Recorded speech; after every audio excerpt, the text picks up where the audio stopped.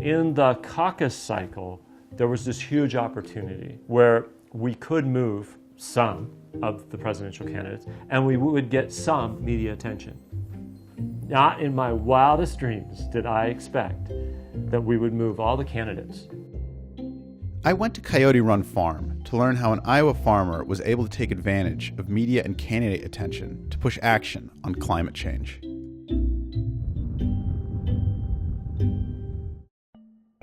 Iowa is an agricultural state, and the farmer identity is very important, even to Iowans who aren't farmers themselves. People like farmers. So we have a much bigger political footprint than we demographically should. When candidates engage the farmer narrative, they're not just talking to farmers. They're really talking for a bigger part of the community. It's like rolling hill, small farm territory, and also just rural Iowa. I mean, you can tell why it's a place that candidates have wanted a photo of. We weren't the first to bring our cameras to Matt Russell's farm. Nice to meet you. Well, you're doing God's work, you tell me. Well, yeah, I'm a farmer. It's become a kind of campaign stop. You get to tour the farm and see the farmer, but you also get to talk about climate. And Matt, I think, has done a very kind of savvy and smart job of opening up his place and framing his conversation in a way that is attractive.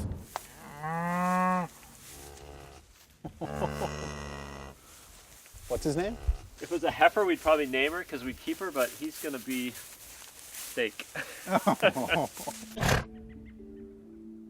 For the most part, these candidates had almost no message for rural Iowa. There was no values statement. And what we've done is we've helped farmers articulate a value statement that means something to them. And that is, this is a problem, we need your help to solve it. Matt says that typically there's 3 ways that farmers get talked to about climate change. One is climate skepticism, heavily resourced by agribusiness and oil industries. The second one is, you're causing this. You're the bad guys. Right. The third thing that's happened more recently is the victimization. A lot of people assume that it's because of all the flooding that farmers are now victimized enough that they're on their knees and they're like, okay, I am powerless. Again, not an effective place to move people. Yeah. So if you think about those 3 places, what we did is we found a way to talk to farmers in a new way. The solution to climate change is farmers themselves innovating and leading. That, nobody has said that. That was our work. Change the narrative so that farmers become part of the solution. Matt advocates for a set of farming practices known as regenerative agriculture, which holds a promise of cutting the carbon emissions produced by farming and even pulling some carbon out of the atmosphere. Last year, in an op-ed for The Times, Matt called for the government to pay farmers to adopt these practices. You know, if we got an acre of miscanthus on this What's farm, miscanthus? it's the giant tall grass. Oh, yeah, okay. I could sequester about 6 tons of carbon. After this article came out, Beto O'Rourke paid him a visit, and Matt got calls from other candidates and campaigns. Elizabeth Warren, Kamala Harris, Gillibrand, Booker, Yang, Buttigieg, Klobuchar, Biden.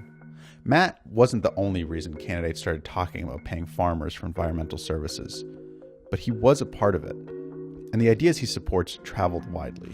I would list our farmers to be part of the climate solution, make it financially able for them to be on the front lines in carbon capture and sustainable farming. American farming should be one of the key pillars of how we combat climate change. I believe that the quest for the carbon-negative farm could be as big a symbol of dealing with climate change as the electric car in this country. What was it like seeing the debates when people brought regenerative up at the debates? It was incredible. It was incredible to sit there. And then, I mean, my phone's blowing up because all the candidates that we worked with, they all talked about farmers helping be part of the solution. Yeah. See, it is worth bringing farmers together. It is worth doing the political work of investing in farmers. One of the reasons that the candidates like coming to Matt, like you saw, he's not a doom kind of person. He's solutions oriented, and how much of a solution that is probably up for debate, but he's saying these are things we can do. This is where like American politics makes room for ideas. Here's a person who has successfully navigated that space to push some ideas that he believes in strongly. In terms of a cost-benefit analysis, he's like almost got more out of this caucus process than Kamala Harris and Julian Castro combined. What's the calf's name? He's like, dude, this is a fucking steak on legs, man. We don't name them.